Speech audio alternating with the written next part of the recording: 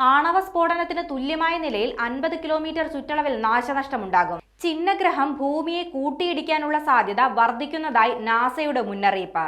നമസ്കാരം, കൊട്ടാരക്കര മീഡിയയിലേക്ക് സ്വാഗതം. ചിഹ്നഗ്രഹം 2024 YR4 2032 ഡിസംബറിൽ ഭൂമിയുമായി കൂട്ടിയിടിക്കാനുള്ള സാധ്യത വർദ്ധിക്കുന്നതിൽ ആശങ്ക രേഖപ്പെടുത്തി നാസ. ഏറ്റവും ഒടുവിലത്തെ റിപ്പോർട്ട് പ്രകാരം 3.1% ഇതിന്റെ സാധ്യത വർദ്ധിച്ചിട്ടുണ്ട്.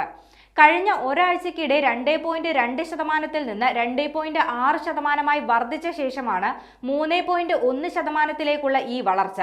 ഇതോടെ ഏറ്റവും സൂക്ഷ്മമായി നിരീക്ഷിക്കപ്പെടുന്ന ബഹിരാകാശ ശിലകളിൽ ഒന്നായി 2024 YR4 മാറിക്കഴിഞ്ഞിരിക്കുന്നു. 130 മുതൽ 300 അടി വരെ വീതിയാണ് ഈ ചിഹ്നഗ്രഹത്തിന് കണക്കാക്കുന്നത്.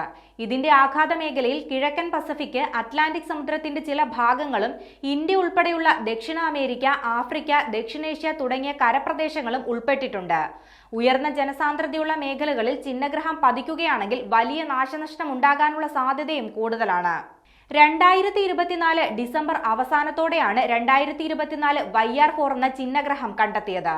ഭൂമിയുമായി കൂട്ടിയിടിക്കാനുള്ള സാധ്യത കുറവാണെന്ന് തോന്നുമെങ്കിലും ഇത് സംഭവിച്ചാൽ ആണവ സ്ഫോടനത്തിന് തുല്യമായ നിലയിൽ 50 കിലോമീറ്റർ ചുറ്റളവിൽ നാശനഷ്ടമുണ്ടാകും. നാസയുടെ കണക്കുകൂട്ടലുകൾ പ്രകാരം 2032 ഡിസംബർ 22 ഇന്ത്യൻ സമയം രാത്രി 7:32 ചിഹ്നഗ്രഹം ഭൂമിയിൽ പതിക്കുക.